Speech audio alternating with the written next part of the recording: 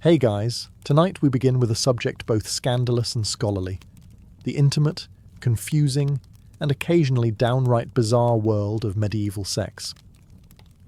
It was an era of chivalry and deeply suspicious herbal remedies, a time when foreplay often meant asking politely and hoping no one's watching. So before you get comfortable, take a moment to like the video and subscribe, but only if you genuinely enjoy what I do here. And let me know in the comments where you're tuning in from and what time it is for you. It's always fascinating to see who's joining us from around the world. Now, dim the lights. Maybe turn on a fan for that soft background hum, and let's ease into tonight's journey together. Let's start with the biggest misconception. Medieval intimacy did not unfold beneath silk sheets in candlelit chambers, while a lute played softly in the background. In reality, the setting was usually a small, single-room home shared by an entire family, including children, aging relatives, a couple of goats, and a chicken who had strong opinions about personal space. Privacy, as we think of it, simply didn't exist. Most peasants lived in homes where the kitchen, bedroom, and stable were technically the same square footage, just with different smells. If a couple wanted some alone time, they had to get creative. Timing mattered, so did volume.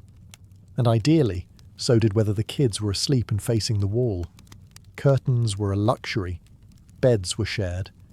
And even among the upper classes, servants might be asleep at the foot of the bed, or standing in the corner pretending not to notice anything. Many noble households kept records of bedroom arrangements for legal or religious reasons, which is exactly as awkward as it sounds. Travelling also didn't help. Inns often had shared beds. That's right, total strangers might sleep side by side for the night, which made things even more complicated. Want a little affection? You better check if there's already someone in the bed, and whether or not they brought their boots. If you were married, and both parties were still awake and reasonably clean, you could share a mattress of straw and hope for the best. If you weren't married, well, you had to be twice as quiet and 3 times as careful. Communities were small, walls were thin, and gossip travelled faster than plague rats. For those living in monasteries or convents, the rule was simple. No. No privacy, no distractions, and certainly no late-night whispers. But even there, human nature occasionally made things complicated, which explains why many abbeys had unusually high garden walls. In the medieval world, few things shaped private life more than the church, and it had a lot to say about what went on behind closed doors, or more accurately, behind shared curtains. According to church teachings, physical intimacy had one primary function: making more people. That was it. Not pleasure, not bonding, not stress relief. Just reproduction. Everything else? Distracting at best, sinful at worst.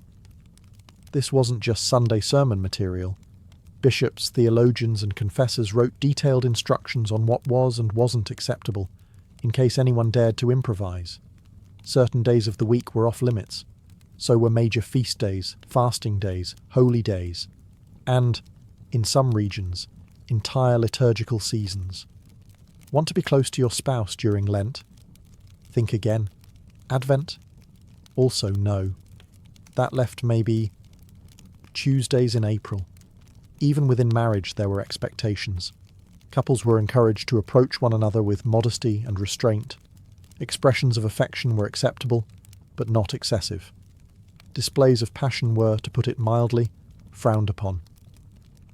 One 13th century guide suggested that married couples should engage in intimacy without pleasure, without sin, and without delay, which is, by all accounts, a fairly joyless checklist.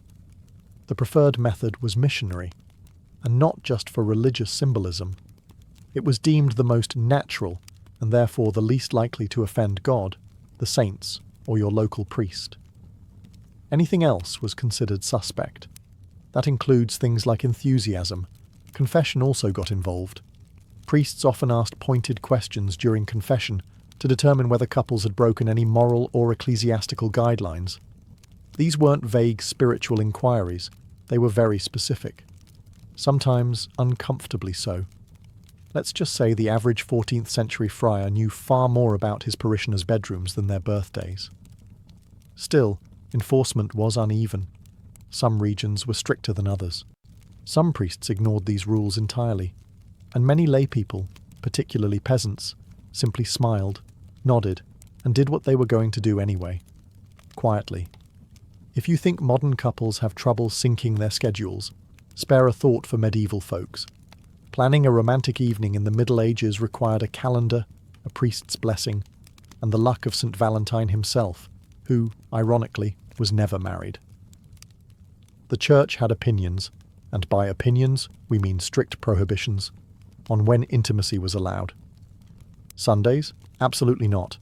That was the Lord's Day. Fridays? Still no. Day of penance. Wednesdays?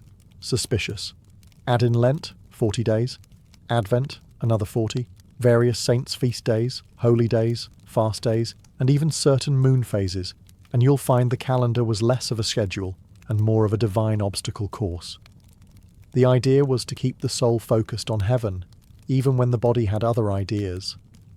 There were even lists, actual lists, of forbidden days. Some confession manuals outlined nearly half the year as off-limits. And if you were feeling particularly affectionate during one of those forbidden days, well, enjoy your spiritual guilt and an extra trip to confession. One 13th century bishop scolded a married couple for their excessive affection, which translated to more than once a month.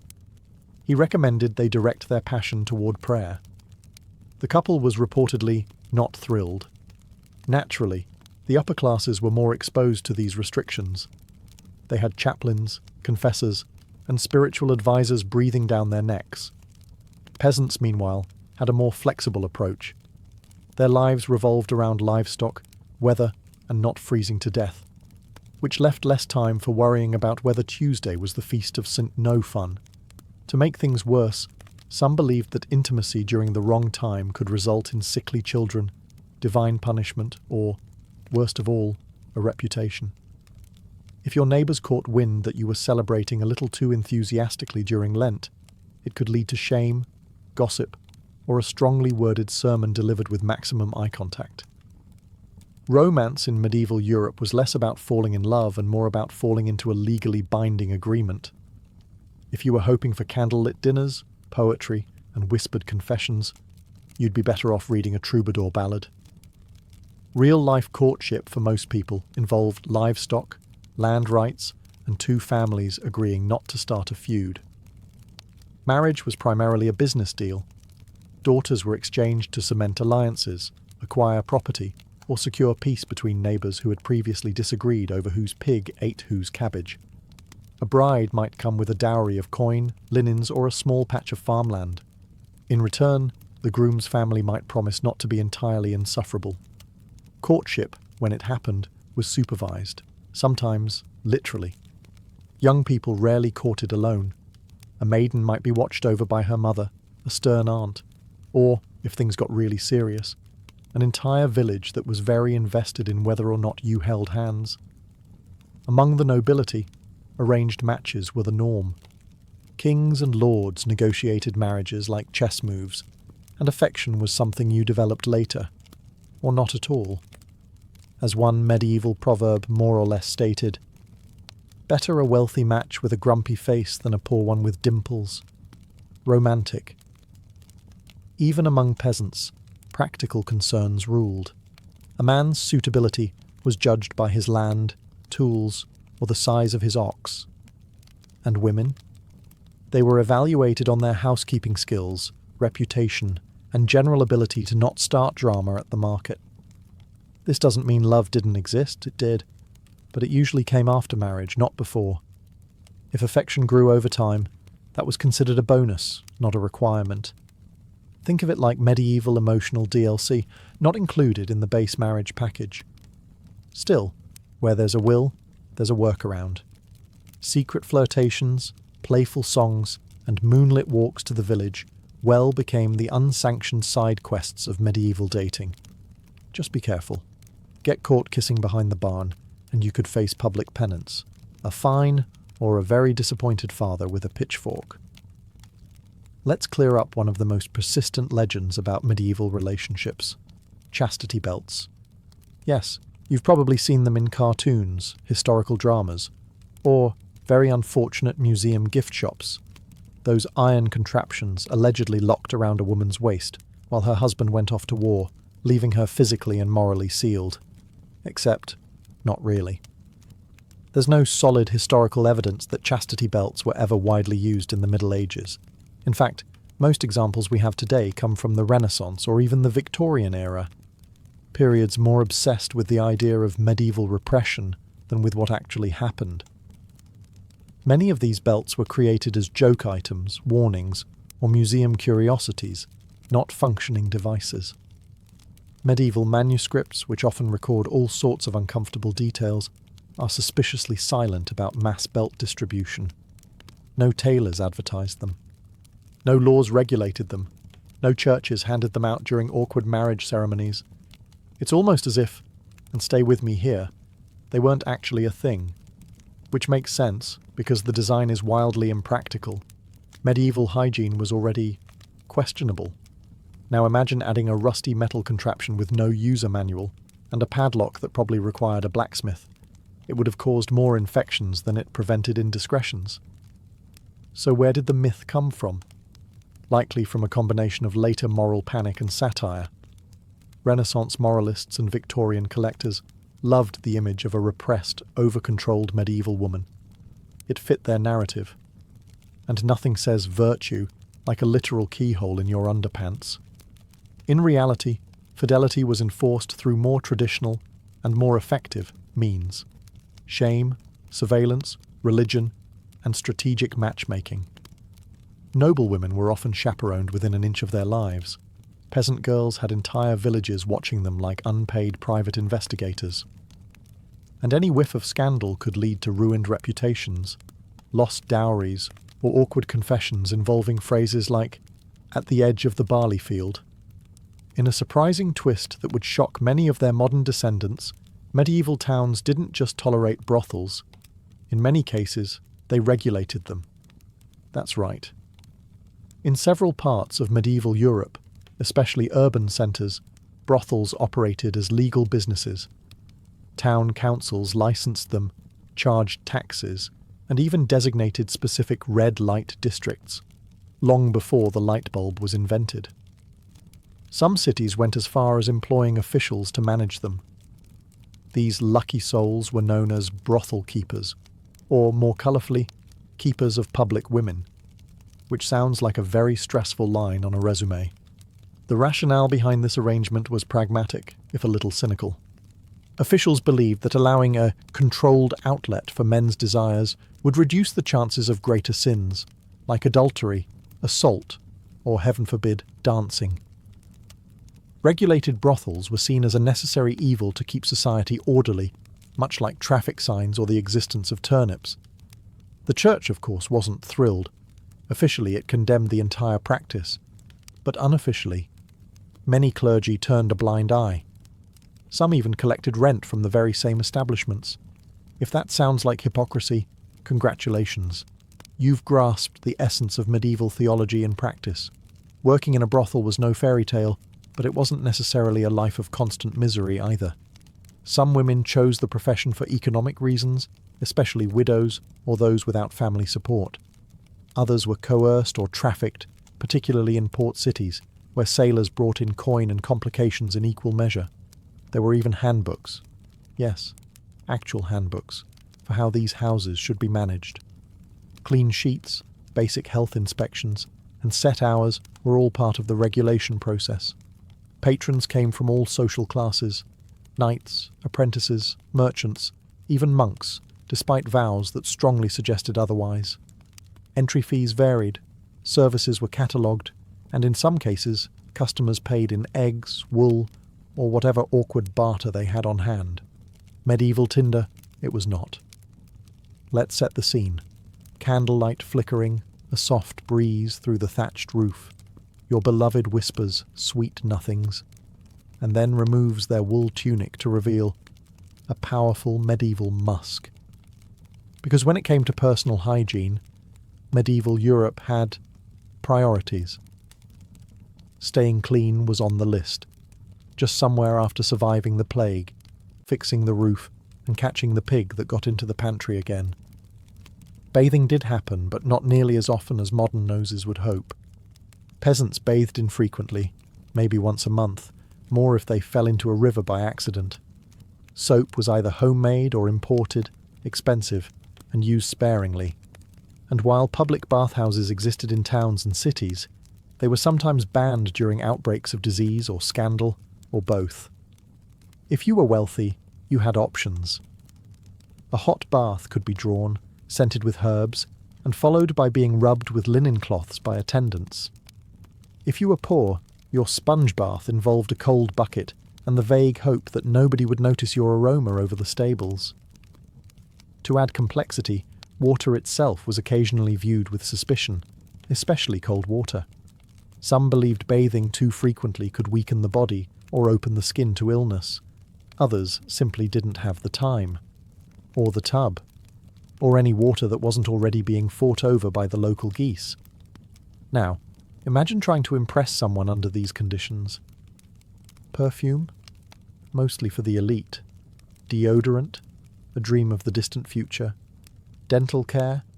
Well, you might rub your teeth with ash or chew mint leaves if you were fancy. Kissing was certainly an adventure. Clothing didn't help. Layers of wool, leather, linen, and fur trapped heat, sweat, and every scent you encountered during your day, including the contents of the chamber pot and the mystery stew. And yet, people still found ways to fall in love, flirt, and get close. Perhaps our standards were different. Or perhaps, when everyone smelled equally awful, love was truly blind. And nose blind. In medieval Europe, controlling the size of your family was a bit like trying to steer a cart with no wheels, no reins, and a particularly uncooperative goat. Technically possible, but not something you could count on. To be clear, people did try. Just because contraception wasn't effective by modern standards didn't mean medieval folks were oblivious. They were very much aware that certain behaviours led to babies, and many went to elaborate, if occasionally baffling, lengths to prevent it. Some of the more scientific methods included herbal mixtures, animal membranes, and rituals that involved burying certain objects near the doorstep. One popular approach advised drinking wine boiled with beaver testicles. Others recommended wearing amulets blessed by someone who hopefully wasn't guessing. A few guides even claimed jumping up and down vigorously after intimacy would help, which, if nothing else, probably burned some calories. There were also early versions of barrier methods, though calling them reliable would be generous. Linen soaked in various concoctions was one approach. A few brave souls tried wax. And there are scattered references to, let's call them medieval prototypes of what would later become familiar latex devices. But don't ask how they were made. You really don't want to know. The church, of course, was not amused. Any attempt to avoid conception was often labelled sinful or unnatural.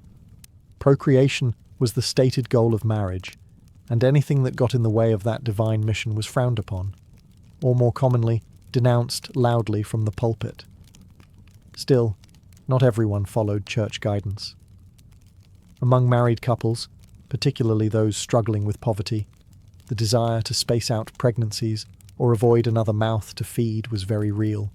And among unmarried couples, let's just say the motivation was even stronger. But no matter the method, reliability was low. Birth control, such as it was, depended on folk wisdom, local herbs, and a surprising amount of hope. And when it failed, which it often did, well, that's where hasty marriages, hidden pregnancies, and a lot of awkward conversations came in. Despite what church authorities liked to pretend, not every medieval couple waited until the wedding bells rang before getting cosy. In fact, the practice of testing the goods before marriage was, well, common enough to require a lot of paperwork.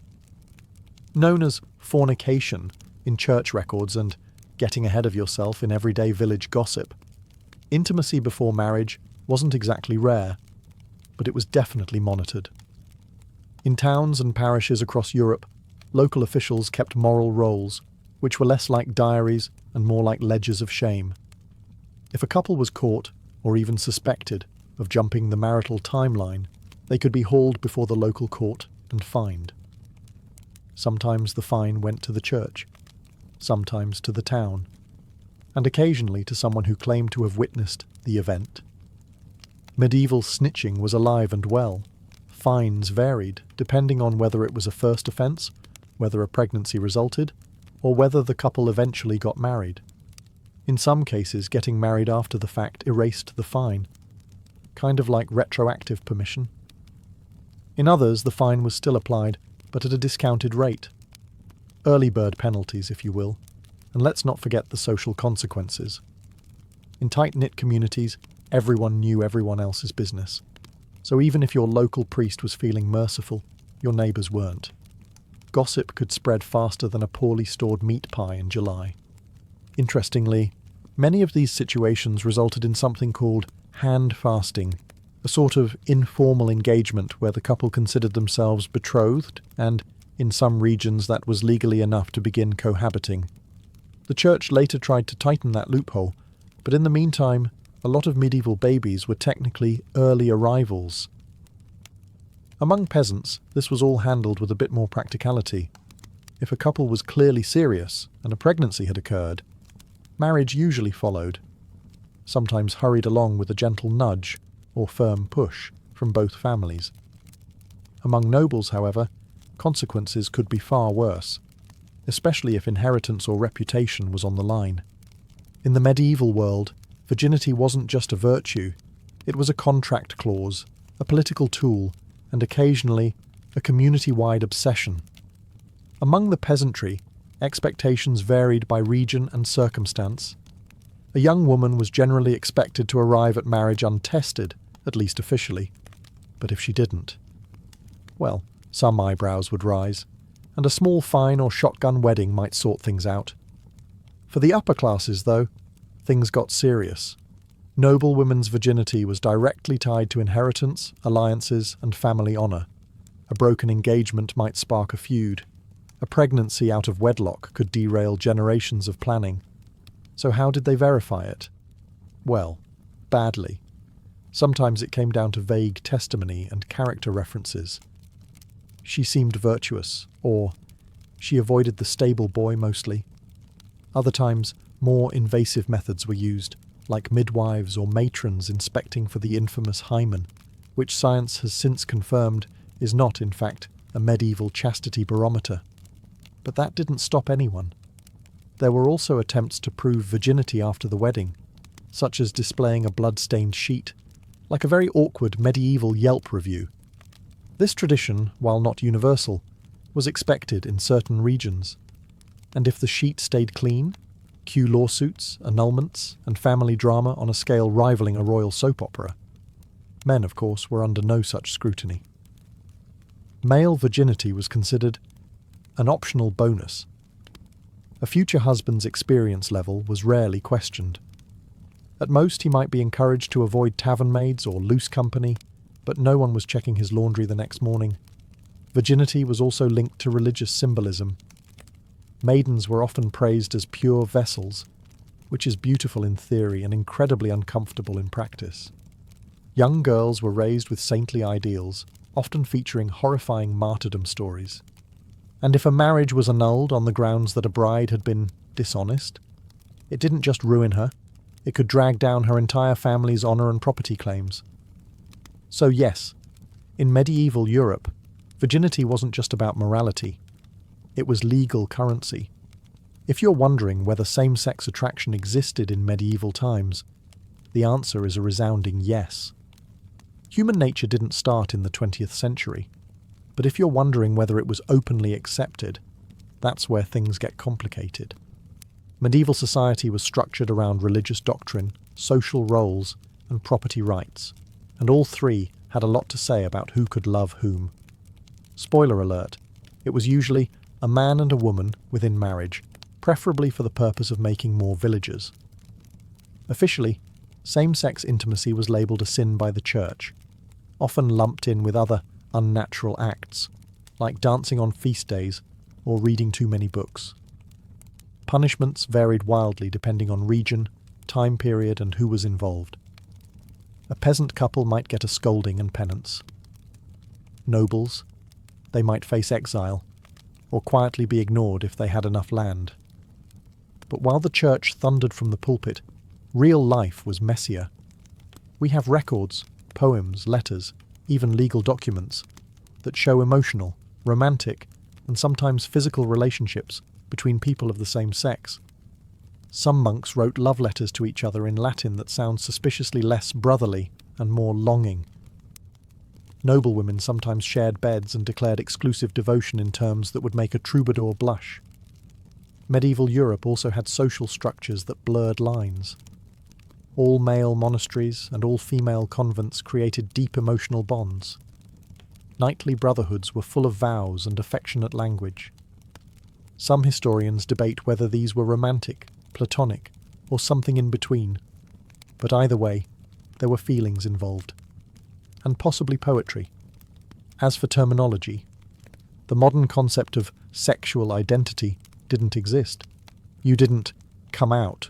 You just lived, carefully, quietly, and often coded in allegory. There were no pride parades, but there were songs, saints' stories, and suspiciously intense pilgrimages taken in pairs. Adultery in medieval Europe was a bit like handling a live chicken while juggling knives. Risky, loud, and likely to end with someone losing a bit of pride, or property. Let's be clear, adultery wasn't just a personal failing. It was a social offence. Marriage was seen not only as a holy sacrament, but also a legal contract, a property deal, and often a strategic alliance. So when someone strayed, they weren't just breaking hearts. They were tampering with inheritances, dowries, and the always fragile local gossip equilibrium. For women, the stakes were significantly higher. A married woman caught in an affair could face public shaming, loss of dowry rights, forced penance, or even exile, especially if she had the audacity to get caught with evidence. Adulterous noblewomen might find themselves imprisoned, divorced, or, in extreme cases, discreetly removed from court life. Think less scarlet letter, more scarlet exit. Men, on the other hand, got more leeway. A married man having an affair with an unmarried woman might be seen as morally suspect, but not legally punished, unless the woman's family had powerful friends or the church was feeling unusually righteous that week. That said, not all adulterers got off easy. Some towns imposed steep fines or required public confession.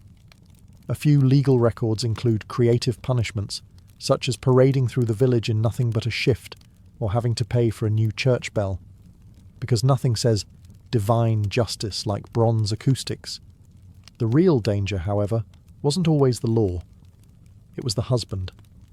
Honour killings weren't unheard of, particularly among nobles. If a cuckolded man discovered his wife's affair, medieval custom sometimes allowed him to take appropriate action. The definition of appropriate, of course, depended heavily on his status and how many swords he owned.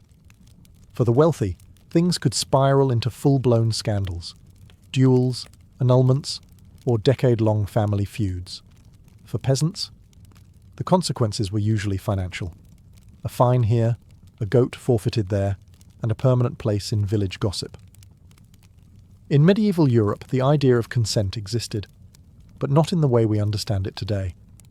It wasn't about mutual respect or enthusiastic yeses. Instead, it was tangled in law codes, dowries, church doctrine, and the occasional shrug from society. Let's start with the basics. Medieval canon law did recognize the concept of consent in marriage. In fact, a marriage was considered valid if both parties verbally consented, even without a priest present. That's right. Two people saying "I will" in a field somewhere could technically be married. Romantic? Possibly. Legally confusing? Absolutely. But here's the rub. Just because consent was acknowledged in theory doesn't mean it was respected in practice, especially for women. For noble daughters, consent often came after arrangements were made. Families negotiated marriages like peace treaties. The young lady's opinion might be politely requested, or strongly implied. But in the end, the dowry talked louder than she did. For peasant women, choices were broader, but still pressured. Saying no to a match could mean economic ruin or social backlash. Saying no to the local Reeves' son? Riskier still. Inside marriage, consent became even murkier. Husbands had legal rights to their wives' bodies, and denying them could be grounds for complaint or annulment. Some church thinkers argued that spouses owed each other the marital debt, which sounds like a joint checking account, but was actually far less voluntary. Still, the picture wasn't all grim. Medieval courts did prosecute cases of coercion and assault, especially when witnesses were available or the accused didn't have powerful friends. In urban centres like London or Paris, court records show women and men bringing forward complaints, sometimes winning justice, or at least making a public stink. And let's not forget the literary side. Medieval tales are full of complex dynamics. Courtly love poetry, for example, often danced around consent, with knights pining, ladies refusing, and everyone dramatically swooning. If nothing else, they knew it was important to ask, even if they ignored the answer. If you ever felt like the medieval church had a complicated relationship with physical pleasure, you're right. It wasn't just complicated. It was borderline suspicious. And that suspicion extended right into the bedroom of every married couple, where the church preferred, ideally, that nothing too enjoyable was going on. To be fair, the church didn't outright ban marital relations. That would have been a logistical nightmare for inheritance, population, and, well, humanity. But it did strongly recommend moderation.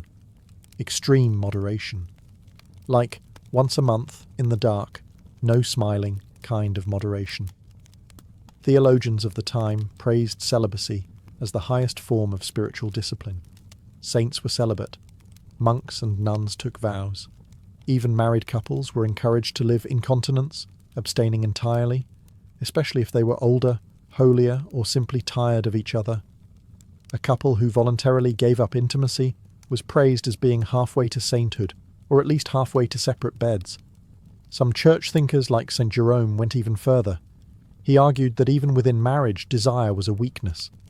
Marital relations were acceptable only for procreation, not for fun, not for bonding, and certainly not because someone looked particularly fetching in their woolen nightshirt. This attitude filtered down into confessionals and moral manuals. Priests were instructed to ask married parishioners if they had been too lustful, even with their own spouses. Picture the awkward silence that must have followed that question at the altar rail. And yet, people still lived their lives. Most peasants, merchants, and even nobles nodded politely at the church's teachings, then went home and did whatever felt right between chores, taxes, and the odd peasant uprising. Let's be honest, after a long day threshing barley or settling land disputes, a little affection probably felt more comforting than shameful. But for the truly devout, celibate marriages were held up as models of spiritual partnership. These were couples who lived together, prayed together, and considered carnal urges a thing of the past, or at least a thing better left to younger, less holy villagers. After everything we've covered, arranged marriages, fines for flirting, herbal birth control, suspicious bath habits, and church warnings against smiling too much, you might be wondering, did medieval people actually fall in love? The answer is yes. Awkwardly, passionately, and sometimes even happily. Despite the rigid social structures and moral sermons, love found a way to bloom in the cracks. Peasant couples courted in fields and marketplaces, trading favours, flowers, and whispered gossip over turnips. Noble lovers exchanged poetry and secret glances during formal banquets, while pretending to care about hunting falcon breeds. Monks and nuns wrote letters filled with emotion that modern readers still debate. Was it spiritual longing, or something more? Literature from the period is bursting with romance. Troubadours sang of distant ladies who inspired knights to go off and get very dramatically injured. Stories of courtly love glorified longing from afar, especially if you were pining for someone married to your boss. Sure, the love was often unattainable, But hey, that's where the best verses come from. In some cases, couples genuinely married for love. Records survive of peasants who eloped or refused matches arranged by their parents.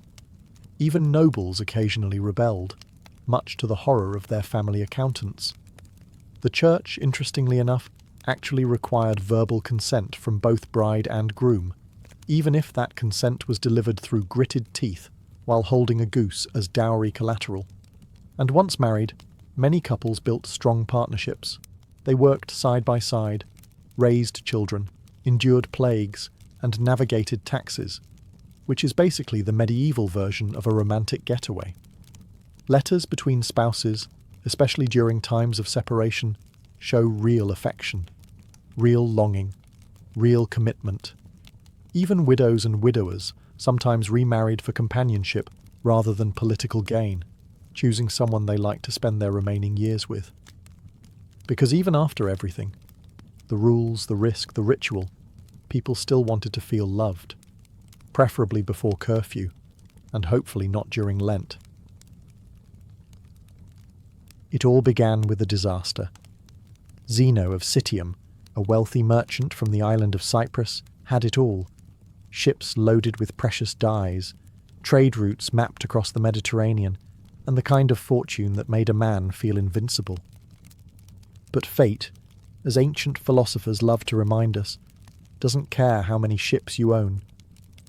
Somewhere near Athens, Zeno's fleet was caught in a violent storm. The sea didn't just swallow his cargo, it swallowed his identity. One moment, he was a merchant. The next, a man with nothing. When he finally reached the Athenian shore, he was broke, soaked, and, ironically, on the verge of something far more enduring than trade wealth. With nowhere to go and nothing left to lose, Zeno wandered into a small bookshop in the Athenian agora. It was here that he picked up a worn copy of Xenophon's Memorabilia, a text that preserved the wisdom of Socrates. Intrigued by the quiet power of the ideas within, Zeno asked the bookseller where he could find a man like Socrates. The bookseller simply pointed to a stooped, cranky philosopher named Crates walking by. And so, Zeno began studying under Crates the Cynic, a man known for rejecting wealth and possessions with almost theatrical dedication. He once threw his money into the sea just to prove a point. At first, Zeno struggled with this extreme lifestyle. He wasn't ready to live in poverty for philosophy's sake. But Crates planted a seed in his mind, one that grew into a new way of thinking. Zeno didn't stay a student forever. Over time, he pieced together his own worldview, borrowing Socratic ethics, Cynic discipline, and the logical rigor of earlier thinkers like Heraclitus. Eventually, he began teaching in the painted colonnade of Athens, the Stoa Poikile, a public porch decorated with murals. That's where Stoicism got its name, not from an ivory tower or secret academy, but from a painted porch open to all. It's a fitting origin, a philosophy born not from luxury, but from ruin. Not in a palace, but in a moment of humility. Stoicism, from its first breath, was designed to help people navigate the wreckage, not avoid it. And Zeno was its first survivor.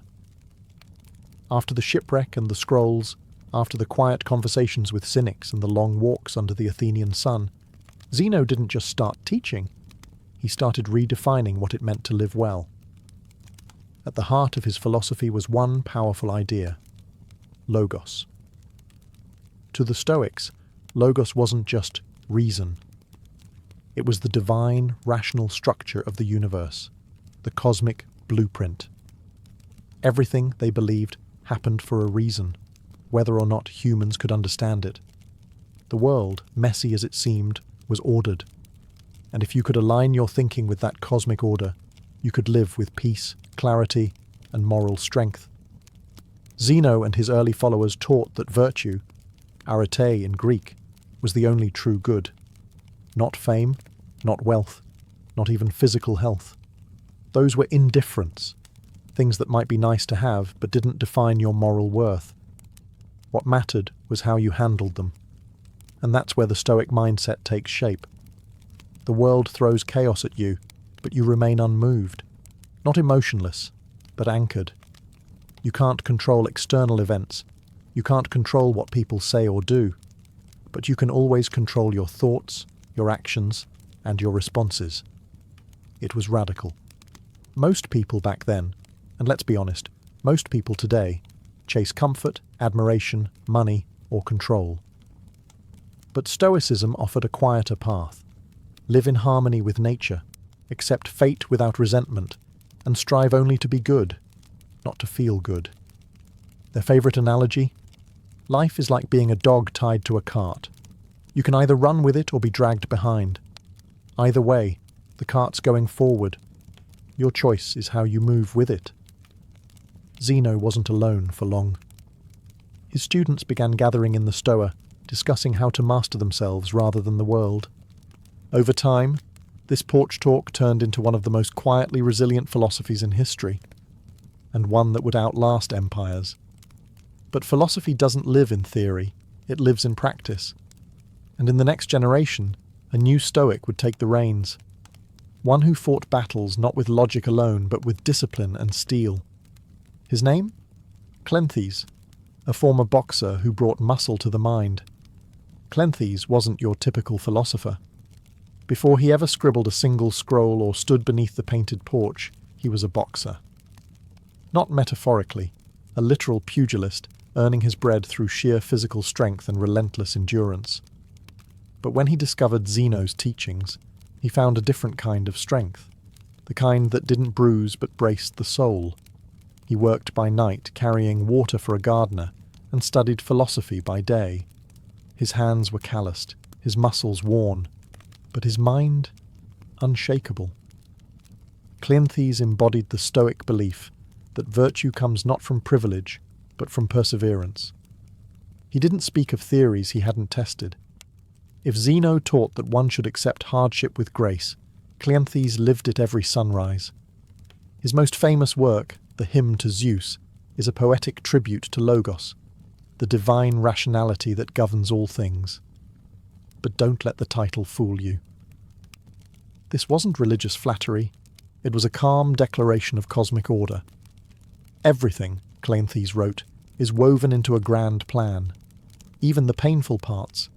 His Stoicism was like a glacier, silent, immense, and impossible to move. He also introduced a more emotional texture to Stoicism.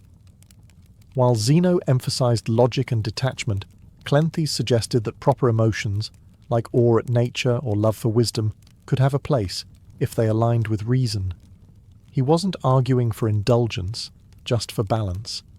After all, what good is a philosophy that turns you into a robot? Cleanthes wasn't flashy, and he didn't gather crowds with clever wordplay. In fact, some mocked him for being slow of speech. But what he lacked in eloquence, he made up for in steadiness. And in Stoicism, steadiness was everything. He eventually succeeded Zeno as head of the Stoic school, not because he was charismatic, but because he lived the philosophy more fully than anyone else. His life was a kind of walking proof, a quiet testament that one could endure hardship without bitterness, question fate without rage, and remain grounded without giving up on greatness. Through Cleanthes, Stoicism gained muscle. Not the kind that wins applause, but the kind that holds your spine straight when the world goes sideways. And then came a man who sharpened Stoicism like a blade, Chrysippus, the logician who turned this porch-born philosophy into a towering system of thought. If Zeno founded Stoicism and Cleanthes gave it strength, Chrysippus gave it its skeleton. Without him, Stoicism might have crumbled into vague ideas and forgotten porch lectures. Instead, it became one of the most rigorous philosophical systems in the ancient world, thanks to a man who reportedly wrote over 700 books. Most of them now lost, but their influence? Undeniable. Chrysippus was relentless. He didn't just inherit the school from Cleanthes, he rebuilt it. Where Zeno had been reserved and Cleanthes poetic, Chrysippus was surgical. His specialty: logic. In a time when most philosophers leaned on rhetoric or emotional appeal, Chrysippus built a system of reasoning that could rival Aristotle's. He was obsessed with clarity. He believed that if Stoicism was to survive, it couldn't rely on charisma or tradition. It had to make sense. Ironclad.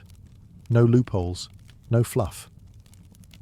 He refined the Stoic distinction between what is in our control and what is not. He expanded their ethics, metaphysics, and physics into something coherent and unapologetically difficult. Chrysippus argued that virtue alone was sufficient for happiness, not virtue plus comfort or virtue plus friends. Just virtue, full stop.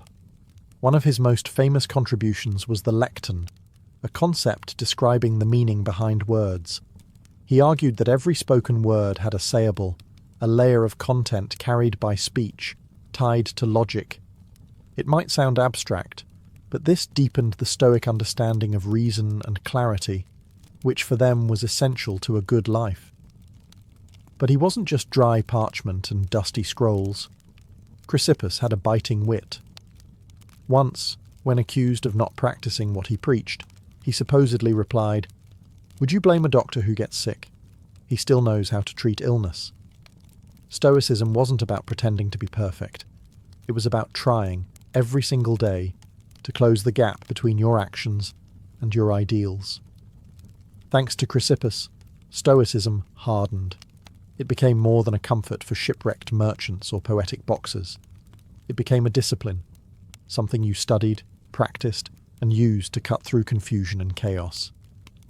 And that discipline would soon find its way out of Greece, into the heart of Rome, where emperors and slaves alike would grapple with its power. By the time Stoicism drifted into Rome, the philosophy had already weathered centuries of refinement. But in the hands of the Romans, it evolved from a Greek intellectual pursuit into a way of life suited for statesmen, generals, and even emperors. The Romans weren't interested in abstract metaphysics or syllogisms about lector. They wanted practicality. They faced wars, conspiracies, betrayal, and personal ruin, and they needed a system that could hold their inner world steady while the outer world collapsed. Stoicism, with its focus on self-mastery and virtue in the face of chaos, was a perfect fit. Enter Seneca the Younger, philosopher, playwright, and reluctant advisor to the notoriously unstable Emperor Nero. Seneca wasn't born into hardship. He was a wealthy elite, well-educated, and dangerously close to power. But despite his position, his writings reveal a man deeply aware of life's fragility and the corrupting lure of comfort.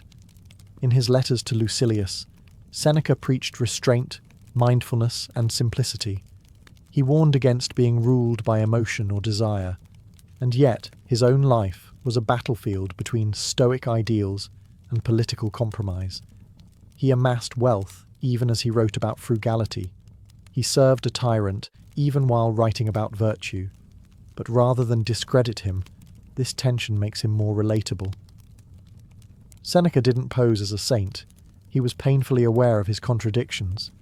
His advice to others often came with a quiet self-rebuke. "I am not a wise man," he wrote, "but a lover of wisdom." And maybe that's the most Stoic thing of all, not to claim mastery, but to pursue it humbly. While Seneca offered Stoicism to the elite, another Roman gave it to everyone else. Epictetus, a former slave. Crippled and impoverished, Epictetus owned nothing, not even himself, and yet he taught that true freedom comes from within. "You may chain my leg," he said, "but not even Zeus can conquer my mind." To him, life's hardships weren't obstacles. They were training grounds for virtue. His teachings, preserved by his student Arrian, became a Stoic manual for inner liberation. In Rome, Stoicism was no longer just philosophy. It was armour, mental armour. And soon, that armour would be worn by the man who ruled the known world, Marcus Aurelius, emperor, warrior, and the most unlikely of all, a philosopher king. It's one thing to read philosophy in peace. It's another to write it on the front lines of war, while ruling an empire crumbling at its edges. Marcus Aurelius, crowned emperor of Rome in 161 CE, was a man born into unimaginable privilege. And yet, His reign was anything but comfortable. Plagues swept across the empire. Germanic tribes pushed at the borders. His co-emperor Lucius Verus died early. His generals betrayed him.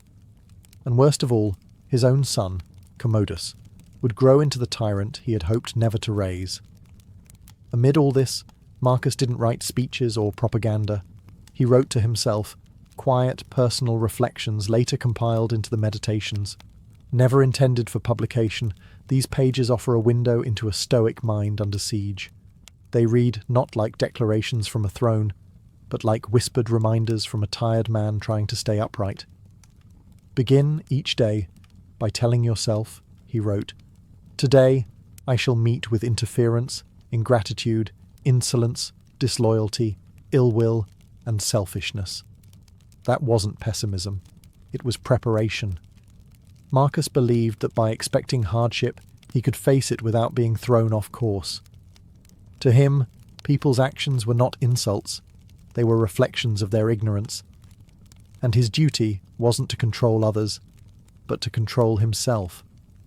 He often reminded himself, "You could die tomorrow.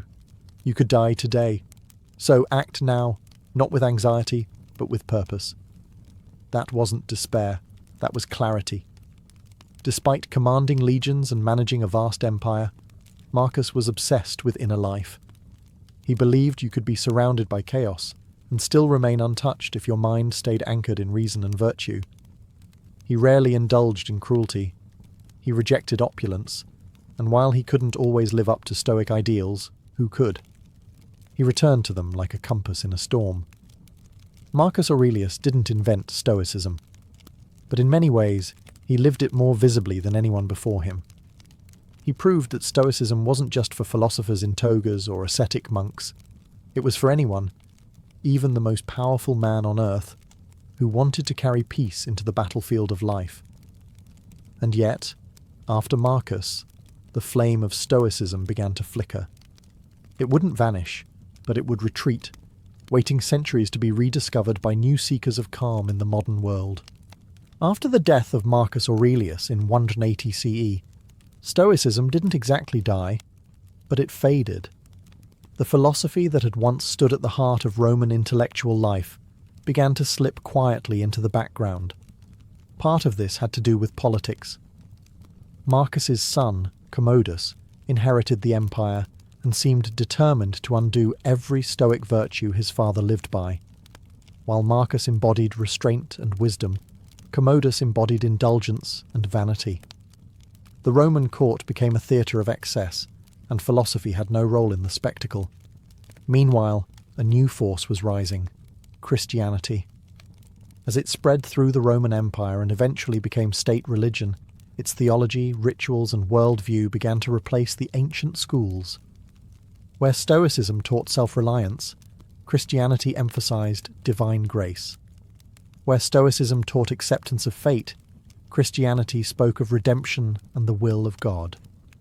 Though these ideas weren't always in conflict, Christian thinkers often saw Stoicism as a noble but ultimately pagan system, admirable, yet incomplete. And yet, Stoicism didn't vanish. It simply migrated, its core ideas seeping into early Christian thought. Many church fathers admired the Stoics. Thinkers like Augustine, though critical of Stoic pride, respected their moral seriousness. And monastic traditions, especially among Christian ascetics, borrowed heavily from Stoic discipline. Silence, simplicity, denial of luxury, and the examination of conscience, all of these would have felt right at home in the writings of Epictetus or Seneca. Throughout the medieval period, Stoicism became a sort of background philosophy, respected by scholars, cited by monks, but rarely practiced in full. It was no longer a public movement or a street-side school. It was a whisper in the margins, kept alive by scribes, theologians, and the occasional curious mind. But survival is sometimes stronger than success. Stoicism's quiet endurance meant that when the intellectual winds shifted centuries later, during the Renaissance and the Enlightenment, its ideas would be ready to return. For all its decline, Stoicism had left seeds buried in the soil of Western thought. And when people once again sought clarity, purpose, and strength without illusion, those seeds would bloom. And one day, they'd even show up in places no ancient philosopher could have imagined, in self-help books, leadership seminars, and yes, on your favourite podcast. Stoicism's comeback didn't arrive with a scroll in hand. It came through blogs, books, and podcasts. After centuries of quiet influence, the ancient philosophy found itself suddenly reborn in the digital age, repackaged for a world buzzing with distractions, anxieties, and the pressure to constantly optimize everything. In the 20th century, philosophers like Pierre Hadot began peeling back the layers of Stoicism, reminding readers that it wasn't just an intellectual exercise, it was a way of life. Not cold, but contemplative.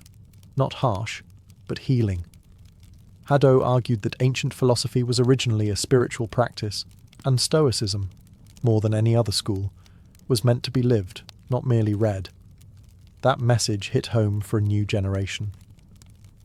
In the early 2000s, authors like Ryan Holiday helped usher Stoicism into the mainstream with accessible books like The Obstacle is the Way and Ego is the Enemy. Drawing on Marcus Aurelius, Seneca, and Epictetus, Holiday framed Stoicism as a practical toolkit for resilience, something you could use whether you were launching a startup, coaching a sports team, or just trying to survive a bad Monday. Tech leaders and entrepreneurs soon latched on. Tim Ferriss, Naval Ravikant, and others began citing Stoic texts like instruction manuals for high-performance living. The idea was simple. In a world that moves fast, thinks shallow, and craves constant validation, Stoicism offers an antidote: stillness, control, and clarity. Even mental health professionals took notice. Therapies like cognitive behavioral therapy, CBT, borrow heavily from Stoic principles. Challenge your thoughts. Focus on what you can control. Don't let emotion dictate action. Sound familiar? But the revival wasn't without criticism. Some said modern Stoicism had been stripped of its depth, turned into motivational wallpaper for productivity bros. And there's truth to that. Not every inspirational quote on Instagram reflects the rigour or humility of ancient practice. Still, the fact remains. Stoicism survived not because it was trendy, but because it works. When life goes sideways, when we lose a job, face a diagnosis, or wake up unsure of our place in the world, Stoicism reminds us, you can't control what happens, but you can control what you become. That message has never been more timely, and so we arrive at the present, where ancient wisdom quietly guides modern minds.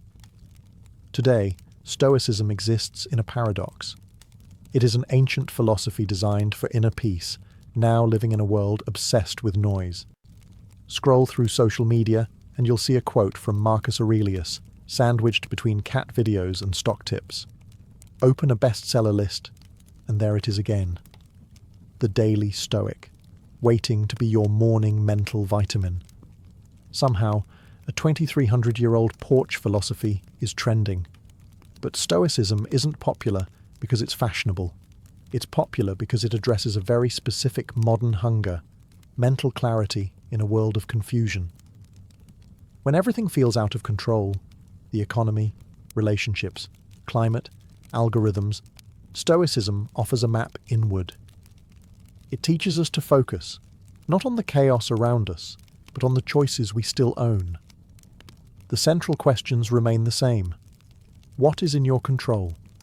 What kind of person will you choose to be, regardless of circumstance?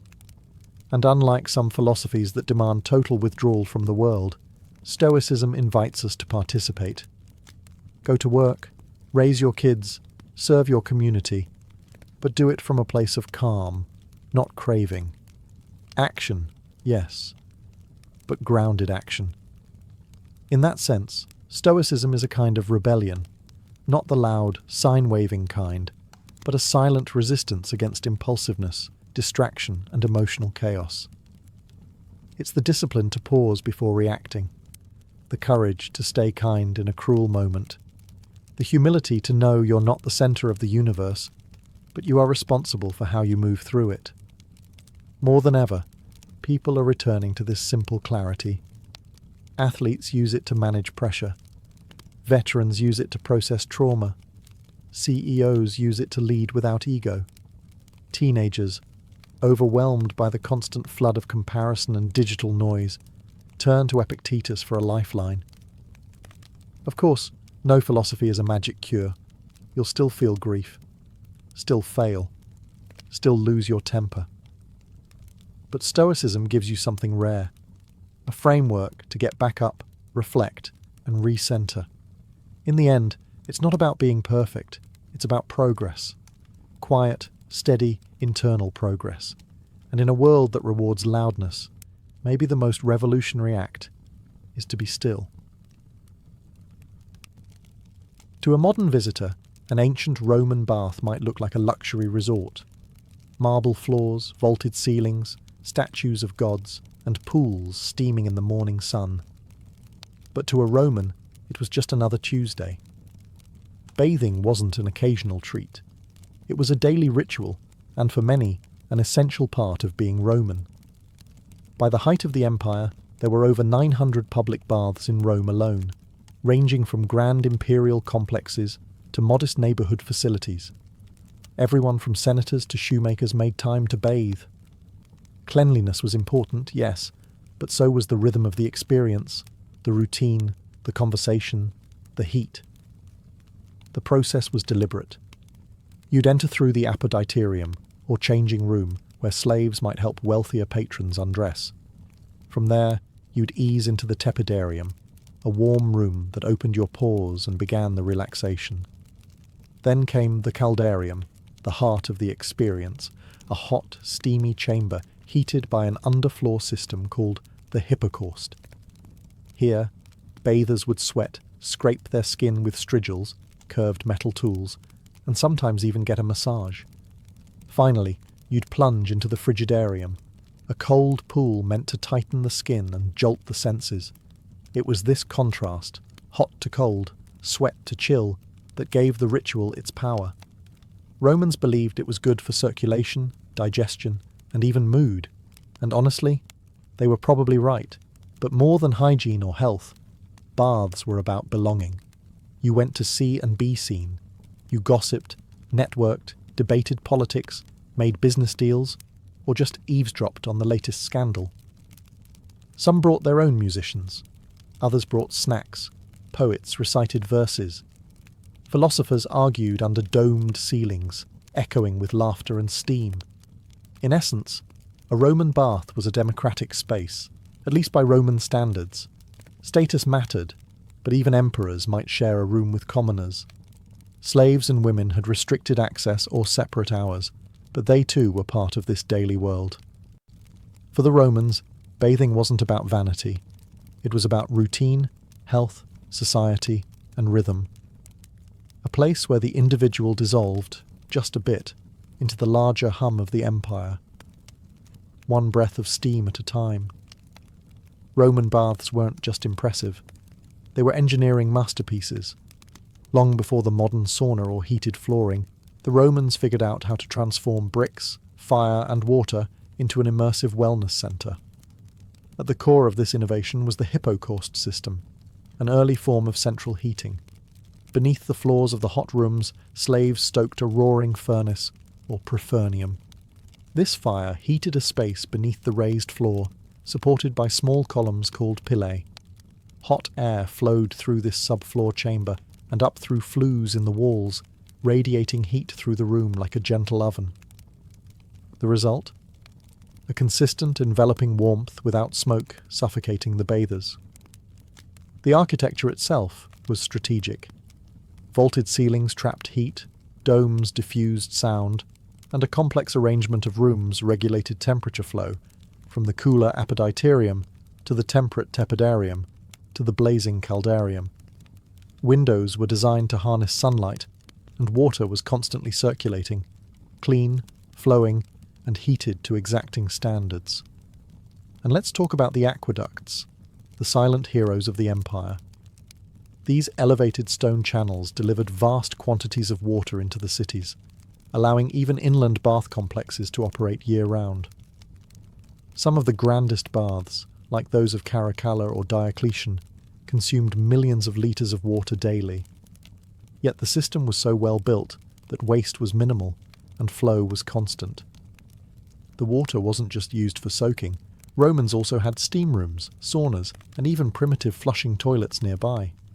Sewage was carried away through underground drainage systems. Again, all gravity-powered. The baths weren't isolated marvels. They were integrated into the broader infrastructure of Roman urban life. Maintenance was constant. Workers known as fornicatores tended the furnaces, while others cleaned the pools, managed supplies of wood, or repaired tiles and plumbing. It was labour-intensive, but the reward was clear. These buildings didn't just last years, many stood strong for centuries.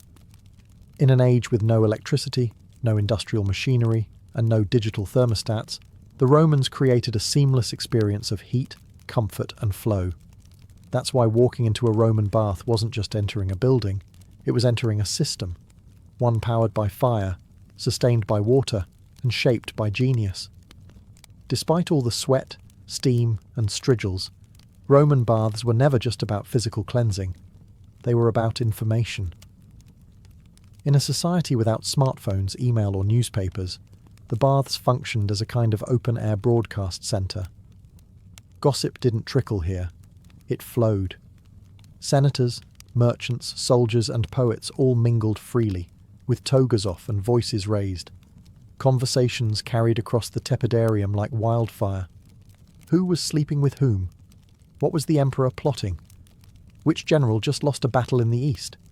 Who bribed which magistrate to get out of paying taxes? If you wanted to know what was happening in Rome, or what might happen soon, the bathhouse was the place to listen. This wasn't accidental. The Roman elite knew the baths were public arenas, and they used them strategically. Politics didn't stop at the Senate steps. They soaked right into the marble floors of the caldarium. A clever patrician might accidentally bump into a rival in the hot room and float a proposal under the haze of steam. Or perhaps a patron would meet a client to reaffirm loyalties, offer advice, or drop a veiled threat, all while lounging in the pool. Even emperors played the game. It's said that Hadrian and later Antoninus Pius made a point of visiting the public baths as an act of image control, appearing accessible, wise, and invested in the lives of ordinary citizens. Of course, they had private bath wings too, but showing up in the public zone was a statement. I'm still one of you, sort of. It wasn't just politics that steamed up the tiles. Businessmen negotiated deals, poets recited lines, philosophers debated ethics. The acoustics of the domed rooms often helped amplify voices, a useful trick for anyone who wanted their cleverness overheard. In a strange way, the bathhouse was Rome's version of Twitter, Wall Street, and the Senate floor, all at once. It was unfiltered, buzzing, and deeply performative, but it was also where strategy was born. Real decisions, military, financial, personal, often started here, far from the formal halls of power. Because when everyone is half naked, sweating and relaxed, masks fall away. And in the steam, the real empire whispered its plans. To the Romans, bathing wasn't just about feeling fresh or looking polished. It was a critical part of health and medicine. The bathhouse was where ancient wellness philosophy met practical self-care. Doctors recommended it. Philosophers endorsed it. Even the military encouraged it. Hot water, cold plunges, sweating, and massages were all believed to purify the body and balance the humours. The four fluids the Romans thought governed health: blood, phlegm, yellow bile, and black bile. If these got out of balance, you got sick. But a visit to the baths, with its cycle of heating, scraping, and cooling, could supposedly restore that balance. And there's some logic to it, even by modern standards. The heat of the caldarium opened pores, relaxed muscles, and helped with circulation. The cold plunge in the frigidarium reduced inflammation and invigorated the senses. The skin was scraped clean with strigils, which removed dirt, oil, and dead skin. Afterward, many Romans received massages using scented oils, sometimes infused with herbs, sometimes just olive oil. Today, We might call this detoxing or hydrotherapy. They just called it daily life. Some of the larger bath complexes even included small medical clinics where physicians, often Greek-educated, examined patients, offered treatments, or suggested dietary changes.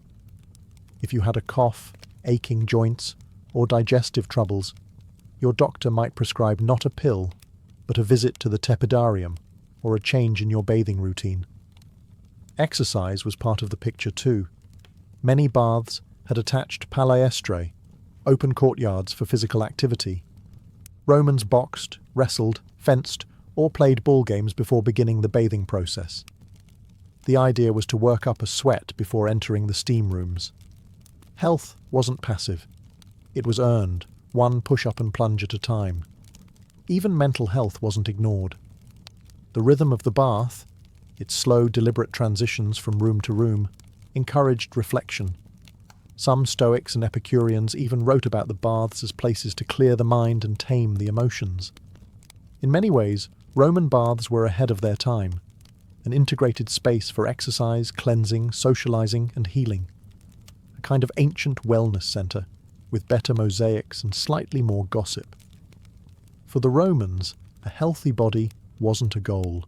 It was the foundation of virtue, clarity, and strength, and the bathhouse was where it all began. Walking into a grand Roman bathhouse wasn't just stepping into a building. It was stepping into an aesthetic experience. The architecture, the materials, the very air, everything was designed to impress, soothe, and elevate. From the moment you entered the apoditerium, changing room, you were surrounded by elegance. The walls were often painted in vivid frescoes, mythological scenes, pastoral landscapes, or even cheeky caricatures. Marble benches lined the room, niches held clothing, and on the better days, musicians played softly in the background while your sandals were taken by a servant. Then came the baths themselves. The tepidarium was usually the most beautiful room, designed as a kind of warm antechamber to the hotter and colder extremes. It was often circular or rectangular, with high vaulted ceilings, colourful mosaics on the floors, and large windows that diffused the afternoon light. The ceilings were sometimes coffered or domed, supported by columns of Egyptian granite or local stone. The caldarium, the hot room, featured heated pools and steam. You'd see bronze or terracotta braziers, and sometimes gilded taps that flowed with heated water. The floors were warm beneath your feet, thanks to the hypocaust system, and the air shimmered with heat. Decorative fountains and statues added a touch of divine elegance. Apollo, Venus, and Hercules all made appearances.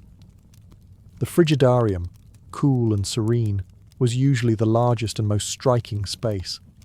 Its cold pool reflected a ceiling often covered in painted stars or geometric patterns. The water itself glistened, sometimes lit by small skylights or open oculi that allowed a beam of sunlight to cut through the mist. There was a quiet stillness here, a contrast to the chatter and bustle of the earlier rooms. Everything in the Roman bath was designed to inspire awe. The use of imported marble, colourful tilework, and advanced geometry wasn't just vanity, it was a statement. The baths were the empire distilled into stone, orderly, refined, and proudly extravagant. Even smaller local baths took design seriously. Mosaics often warned bathers with humorous Latin phrases like cave canem, beware of the dog, or balneum gratum, the bath is pleasant. These were spaces meant to charm the eye, calm the spirit, and remind you, in case you forgot, that you were living in the greatest civilization on Earth. And all of that before you even got wet. While Roman baths were public spaces in theory, not all Romans experienced them equally. The bathhouse was a microcosm of Roman society, a place where lines blurred, but never fully disappeared. Let's start with class. In the grand thermae of Rome, like those of Caracalla or Trajan, emperors might bathe in the same rooms as commoners. That sounds democratic, but social distinctions still lingered. The wealthy often arrived with entourages, slaves to carry towels, oils, and even portable benches. They could afford private massages or extra services in nearby rooms. Some larger baths had exclusive sections, scolae, reserved for upper-class patrons. Even in the shared pools, there was an unspoken hierarchy. You might rub elbows with a senator, but you weren't about to chat him up. Then there was gender. Men and women did not usually bathe together. Most large bathhouses offered separate hours or separate wings. Some emperors, like Hadrian, enforced strict segregation. Others, like Commodus or Elagabalus, allowed, or even encouraged, mixed bathing, much to the horror of conservative Roman moralists. Women's access depended on time, location, and the whims of local officials.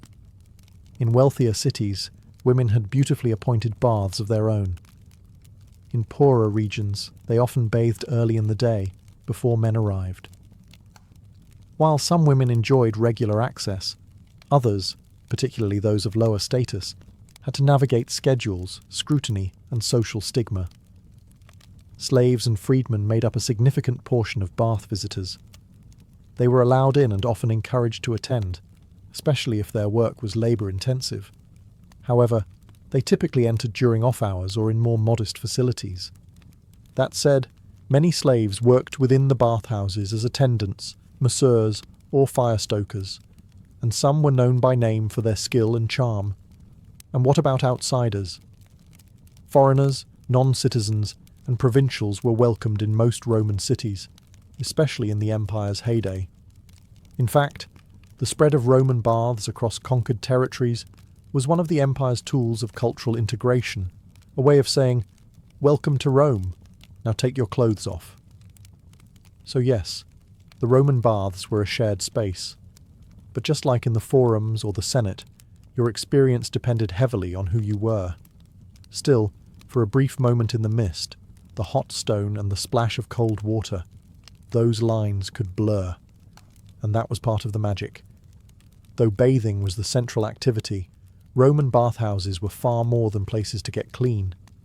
They were entertainment hubs, part gym, part theatre, part lounge, where you could easily spend an entire afternoon, and many did. In fact, larger bath complexes resembled ancient leisure centres. After a workout in the palaestra, a courtyard used for wrestling, boxing or ball games, you might take a stroll to the library, located just off the main hallway. Yes, many baths had libraries. Romans could relax with scrolls by Cicero or Virgil, blending physical rejuvenation with intellectual stimulation. A healthy body and a healthy mind. Both were on the menu. Music filled the air too. It wasn't uncommon to hear live performances from flutists, harpists or singers echoing through the domed chambers. Bathers might be serenaded while reclining near a fountain or getting an oil rub down. In fact, some bathhouses employed professional entertainers to keep the mood light and luxurious, from acrobats to comedians. There were also food stalls and snack counters, often located in or near the apoditerium. Known as popinae, these small eateries served wine, bread, olives, cheese, and dried fruits.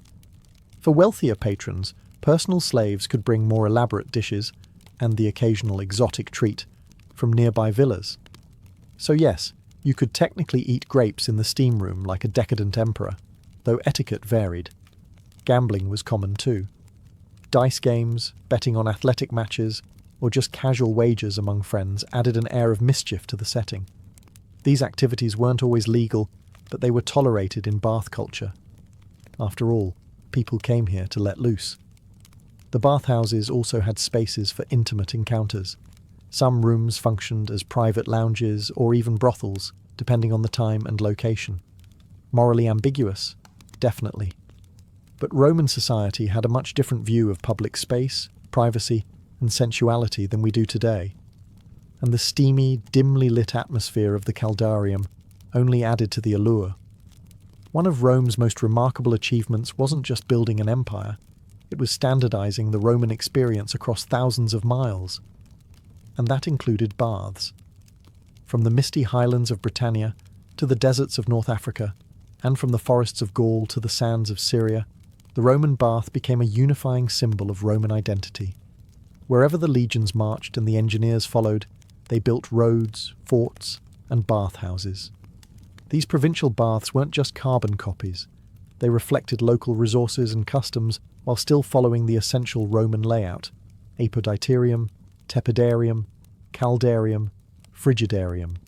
In cold climates like Britain or Germania, the hot rooms were especially important.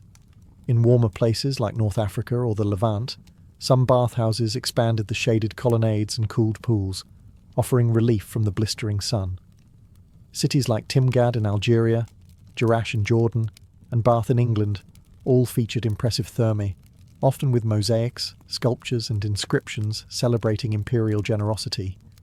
These weren't just public works, they were propaganda in stone. Every polished marble slab and steaming pool reminded locals, this is Rome, and Rome takes care of its people. But baths also played a critical role in cultural integration. For newly conquered peoples, the bathhouse served as a soft introduction to Roman customs. You might still speak your own language at home, but once you stripped off your clothes and stepped into the steam, you were participating in a Roman ritual, one that transcended ethnicity, origin, or local tribe. It also became a mark of urbanization. A city wasn't truly Roman until it had proper baths. They often came bundled with forums, amphitheatres, and temples, creating civic centres that mirrored those of the capital. Bathing, then, wasn't just about hygiene, it was about civilization. Of course, local twists remained. In Syria, baths sometimes incorporated Eastern architectural styles and mixed-gender spaces. In Britain, Celtic traditions subtly influenced the bathing sequence, and in Egypt, older Hellenistic models blended with Roman designs to create hybrid complexes with lush courtyards and incense-filled chambers. No matter the local flavour, the Roman bath became a universal experience, one that made an empire feel cohesive. A place where even at the farthest frontier, you could close your eyes in the caldarium and, for a moment, feel like you were in the heart of Rome. Like so much of Roman civilization, the glory of the baths didn't last forever.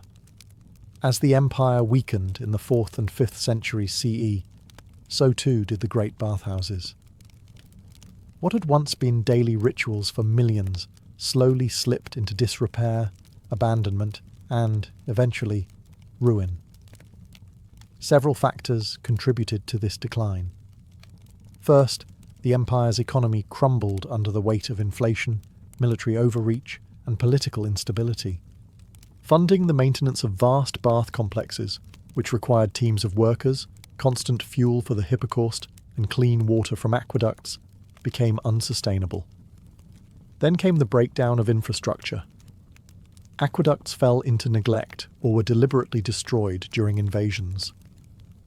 Without running water, the baths lost their core purpose.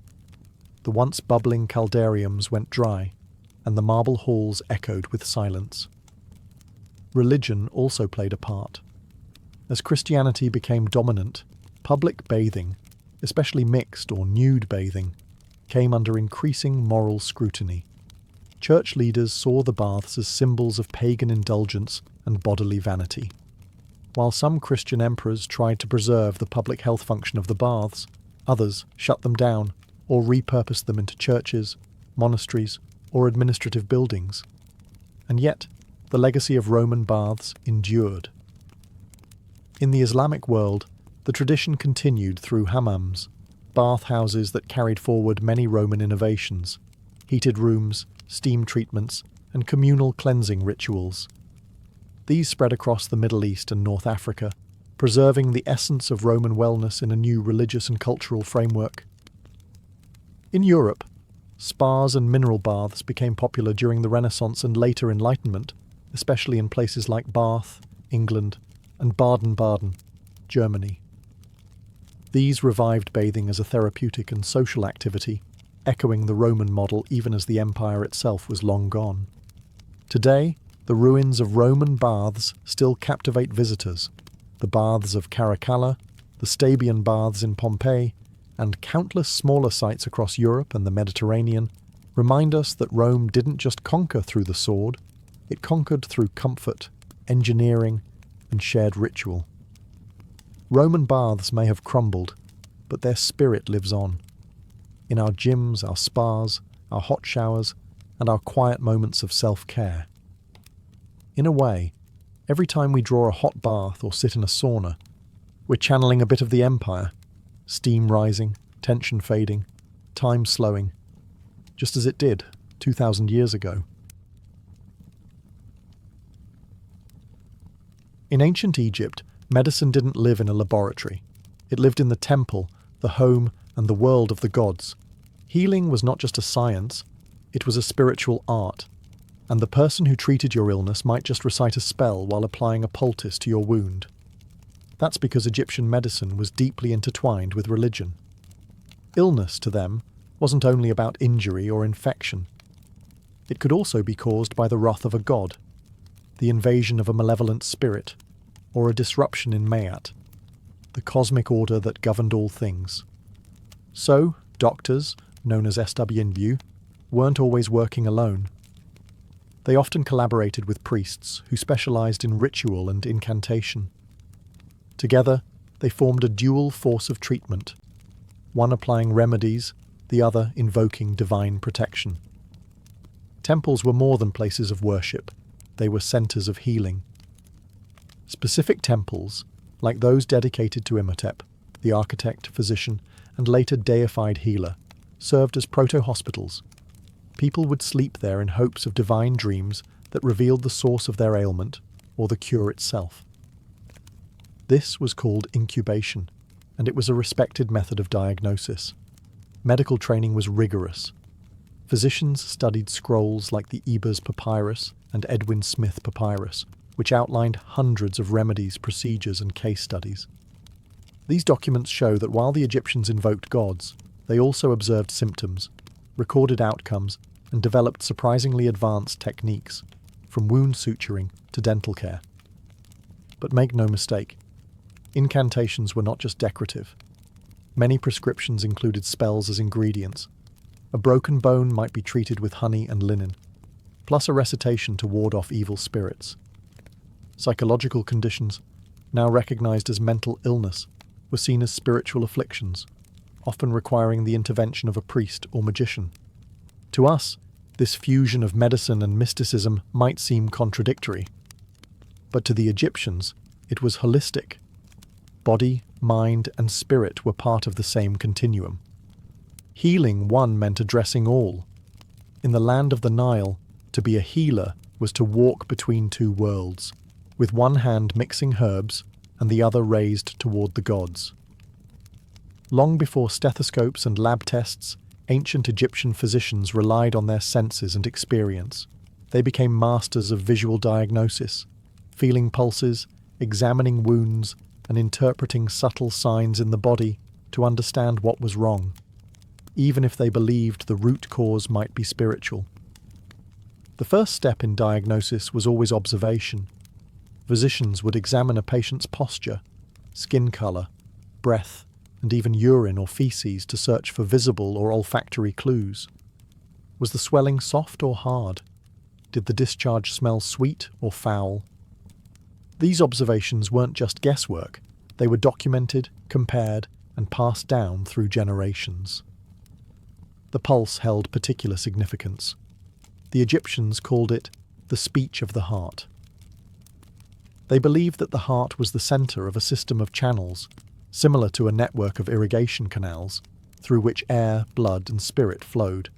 If the pulse was irregular or weak, it suggested that one of these vital channels was blocked or disturbed. Although their anatomical understanding wasn't perfect, their conclusions often reflected real symptoms and led to logical treatments. Yet when no physical explanation was found, the physician would turn to spiritual causes. Was the illness a punishment from a god? A curse from an enemy? A lingering spirit refusing to leave the body? In such cases, diagnosis involved more than examination. It required consultation with a priest-magician, dream interpretation, or even astrological analysis. The alignment of stars and the behavior of sacred animals might factor into the final verdict. In texts like the Ebers Papyrus, physicians categorized diseases based on patterns. They didn't always know why something happened, but they knew what usually followed. For instance, they could identify the stages of an infected wound or the course of a fever. These practical patterns formed the basis for treatment protocols, and interestingly, they were not always superstitious. Some medical texts explicitly separate physical ailments from spiritual ones. If a wound could be seen, smelled, and treated, no spell required. But if all else failed, it was time to invoke divine aid. To an ancient Egyptian, the world was filled with unseen forces. But through keen eyes, careful hands, and centuries of accumulated wisdom, their physicians sought to make the invisible visible. When it came to treatment, ancient Egyptian physicians had an astonishing arsenal of remedies and recipes. Their pharmacies weren't stocked with pills and injections, but with herbs, minerals, animal products, and oils, many of which they combined with surgical procedures and ritual chants. The result? A holistic approach that blended natural science with spiritual symbolism. At the heart of their medicine was the Ebers Papyrus, a 110-page scroll from around 1550 BCE. It contains over 700 prescriptions, addressing everything from stomach pain and toothaches to skin diseases and fertility issues. Each recipe was tailored, not just to the disease, but to the patient's body and social status, and often included precise instructions for mixing, timing, and application. One of their favourite ingredients? Honey. Prized for its antimicrobial properties and still used today in wound care. Honey was applied to cuts, burns, and ulcers, often mixed with other substances like crushed seeds or resin. They also used garlic, onion, juniper berries, and myrrh, not just for their aroma but for their antiseptic and anti-inflammatory effects. Their pharmacopoeia included more exotic fare as well: crocodile dung for contraceptives, lizard blood for skin treatments, hippopotamus fat, and even mummified human flesh for particularly superstitious cures. To modern eyes, this may seem grotesque, but these remedies reflected their belief that the power of the ingredient lay not only in its physical properties, but also in its spiritual essence. Minerals like natron, a naturally occurring salt, were used to dry wounds, cleanse infections, and preserve bodies. Copper, known for its antimicrobial qualities, was sometimes crushed and mixed into salves. Oils from lotus, castor beans, and black cumin were used for massage and pain relief. Doses varied depending on the affliction. A prescription might read, mix crushed sycamore fruit, honey, and natron. Apply for 4 days. Recite the following spell over the mixture. In Egypt, words were medicine too. The spoken charm activated the cure. A reminder that for them, healing was as much about meaning as it was about chemistry. Far from primitive guesswork, Egyptian medicine was highly systematic, documented, and refined. While some remedies were bizarre, many were surprisingly effective, and some survive, in spirit or science, even today. Their medicine chest was drawn from the land, the body, and the gods, and they reached into all three to heal. While much of ancient Egyptian medicine focused on herbs and incantations, the Egyptians were not afraid to cut when necessary. They understood that some ailments needed more than a poultice or a prayer. They needed a steady hand and a sharp blade. The best evidence of Egyptian surgery comes from the Edwin Smith Papyrus, a 3,600-year-old medical text, unlike any other from the ancient world. It is methodical, clinical, and strikingly modern in tone. It describes 48 cases, mostly traumatic injuries, skull fractures, broken collarbones, spinal wounds, and includes step-by-step instructions on examination, treatment, and prognosis. What's fascinating is how pragmatic the document is. It even classifies cases into 3 outcomes: an ailment I will treat, an ailment I will contend with, and an ailment not to be treated. In other words, treatable, uncertain, and hopeless. This was triage, a concept we still use in emergency medicine today. Egyptian surgeons used a range of tools: bronze knives, scalpels, forceps, cautery hooks, and needles. They practiced stitching wounds, draining abscesses, setting bones with wooden splints, and even performing circumcisions. Some mummies show evidence of successful bone healing, indicating that patients survived their injuries and continued living for years. They were also pioneers in wound hygiene. Before stitching a cut, a physician might cleanse it with honey, beer, or resin, all of which have antiseptic properties. They then applied bandages soaked in oils or herbal mixtures to reduce inflammation and promote healing. Pain was eased with opium extracts or sedative herbs, though there's no evidence of general anesthesia. Surgery was likely painful, but quick and precise. One striking detail: Egyptians often left foreign bodies, like embedded arrowheads, in place if removing them posed greater risk. It shows a nuanced understanding of anatomy and risk management. They knew when not to intervene. Of course, surgery had its limits. There's no record of internal operations or major amputations. They lacked knowledge of circulation and infection the way we know it today. But within the boundaries of what was possible, Egyptian surgeons were remarkably skilled. They didn't just experiment. They observed, recorded, and passed their knowledge down. Through bandage and blade, Egypt laid the groundwork for practical hands-on medicine, and centuries later, those lessons would echo through the halls of Greek, Roman, and modern surgical practice. In ancient Egypt, women's health was not a fringe concern. It was central to medical practice. Fertility, pregnancy, childbirth, and contraception were all treated with serious attention, and women both received and sometimes practiced medical care themselves. One of the most fascinating sources on the topic is the Kahun Gynecological Papyrus, dating to around 1800 BCE. It's the oldest known medical text focused entirely on women's reproductive health. The document includes diagnoses and treatments for infertility, miscarriage, vaginal discharge, and birth complications. And like other Egyptian texts, each entry follows a familiar structure: the symptom, the examination, the diagnosis, and the treatment. Sometimes purely medical, sometimes magical, often both. For pregnancy, diagnosis began with clever experimentation. One common test involved having a woman urinate on barley and emmer wheat seeds. If the barley sprouted, she was said to be carrying a boy. If the emmer grew, a girl. If neither sprouted, she was not pregnant. Believe it or not, modern tests suggest this method may have had a modest accuracy, likely due to hormone levels affecting germination. Contraceptives were another area of focus. Ancient physicians used mixtures like honey, acacia leaves, and ground dates, inserted as a kind of barrier. Some recipes included crocodile dung, which sounds alarming, but was likely used for its sticky texture and symbolic potency.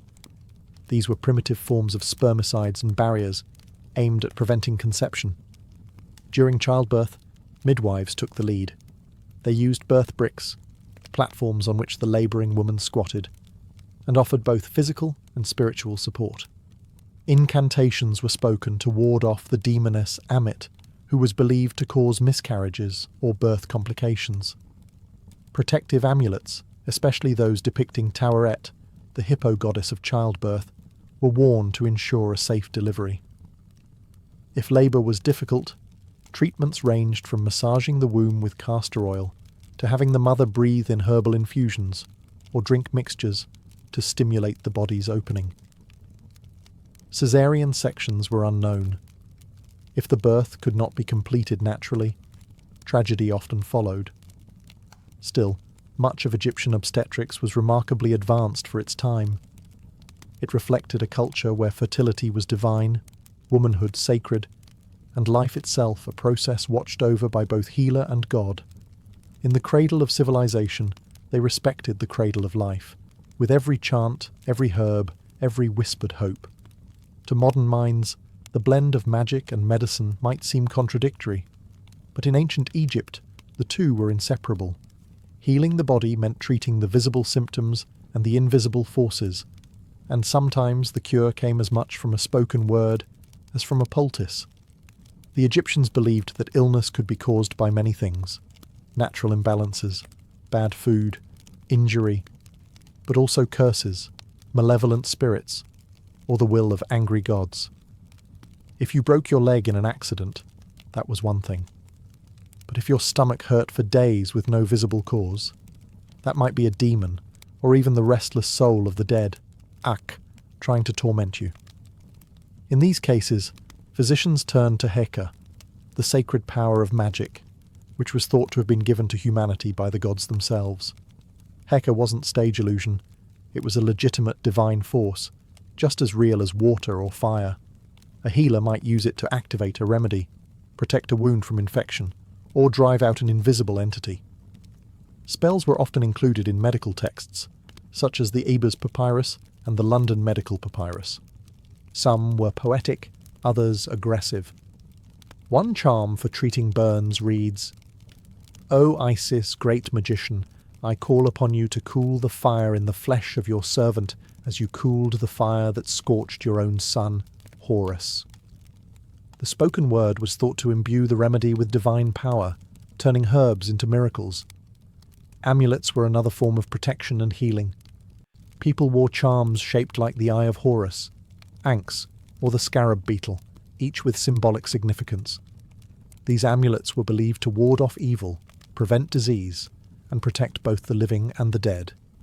Some were even embedded in bandages or placed directly on wounds. Specific deities were also invoked depending on the ailment. Sekhmet, the lion-headed goddess of plagues, was feared but also prayed to for healing. Thoth, god of wisdom, was called upon to guide the hands of surgeons and scribes alike. In Egypt, medicine without magic was incomplete. The chant, the gesture, the symbol, all were part of the cure. Because for the ancient Egyptians, healing didn't just mean removing pain, it meant restoring harmony between the body, the soul, and the cosmos. In ancient Egypt, death wasn't the end of life. It was the beginning of eternity. And to reach the afterlife, the body had to be preserved with precision and care. Enter the art of mummification, a practice that blurred the lines between medicine, magic, and mortuary science. At its core, mummification was about preserving the physical vessel so the soul could return to it in the afterlife. The body was seen as essential, not just a shell, but a sacred structure that the Ka, vital spirit, and Ba, personality or soul, needed to navigate the underworld and reunite in the next world. The process began shortly after death. Embalmers, who acted as both technicians and ritual specialists, washed the body with palm wine and Nile water. Then came the most critical step, removal of the internal organs, which were quick to decay. The stomach, intestines, lungs, and liver were extracted through an incision in the left side of the abdomen and placed in separate canopic jars, each guarded by one of the 4 sons of Horus. The brain, curiously, was considered unimportant and was removed through the nose using metal hooks. The heart, believed to be the seat of intelligence and emotion, was often left in place, though in later periods it too was removed and replaced with a sacred amulet. The empty body cavity was then stuffed with resins, myrrh, and linen, and the entire body was covered in natron, a natural salt mixture, to dry it out. After 40 days, the body was washed again, anointed with oils, and wrapped in hundreds of yards of linen, layer upon layer, often with protective amulets placed between folds. Each step was accompanied by spells, hymns, and rituals, particularly from the Book of the Dead. These invocations protected the deceased from demons and prepared them for judgment in the afterlife. The embalmer often wore a mask of Anubis, the jackal-headed god of mummification, to symbolize divine authority. In many ways, mummification was the Egyptians' most advanced medical procedure, a blend of anatomy, chemistry, and spiritual engineering. It wasn't about saving a life. It was about preserving it forever. To them, the perfect body was more than a sign of health. It was a passport to eternity. And in every carefully wrapped limb, they practiced medicine for the soul. While temples and tombs held the secrets of Egypt's gods, papyrus scrolls held the secrets of its doctors. Ancient Egyptian medicine was far from a series of oral traditions or tribal remedies. It was a well-documented, professionalized system. And much of what we know comes from the surviving medical texts, written with surprising structure and care. The most famous of these is the Ebers Papyrus, dating to around 1550 BCE, though it likely copied even older knowledge. Over 100 feet long, it contains more than 700 remedies for illnesses ranging from toothaches and stomach pains to mental disturbances and tumours. It includes detailed descriptions of symptoms, diagnoses, and treatments, often paired with spells or incantations. Another key text is the Edwin Smith Papyrus, a practical surgical manual written with clinical precision. Unlike other papyri filled with magic and prayers, this one reads like the notes of a war doctor. It presents case studies of traumatic injuries, mostly fractures, dislocations, and head wounds, and outlines step by step how to examine, treat, and prognosticate. It's a rare glimpse into how Egyptians could separate spiritual belief from empirical observation. The Kahun Papyrus is another treasure, focused specifically on women's health, fertility, and gynecology. It provides insight into birth control methods, pregnancy diagnosis, and even surgical procedures related to the uterus. These texts weren't hidden away. They were studied by scribes and physicians, many of whom trained at houses of life, scholarly institutions located within temples. Here, medicine was taught alongside mathematics, astronomy, and religious lore. Medical apprentices would copy texts by hand, memorize spells, and observe more experienced doctors at work. The Egyptians believed in preserving and transmitting knowledge across generations. Each scroll was a distillation of experience, observation, and divine insight, often attributed to gods like Thoth, the deity of wisdom and writing. Physicians didn't just treat bodies, they carried forward the knowledge of millennia. Interestingly, some Egyptian medical ideas made their way to Greece, especially through figures like Hippocrates and Galen, who studied Egyptian practices and praised their methods. Egypt's influence on classical medicine is undeniable. In an age where much of the world relied on superstition alone, Egypt gave us one of the first examples of recorded, repeatable, and structured medical science, written in ink, bound in papyrus, and passed on with purpose. Though the sands of time buried their temples and tombs, the legacy of ancient Egyptian medicine never truly disappeared. In fact, many of their practices, beliefs, and innovations quietly shaped the course of global medical history. Their echoes still felt in today's hospitals, pharmacies, and spiritual healing traditions. First, their systematic approach to medicine was revolutionary.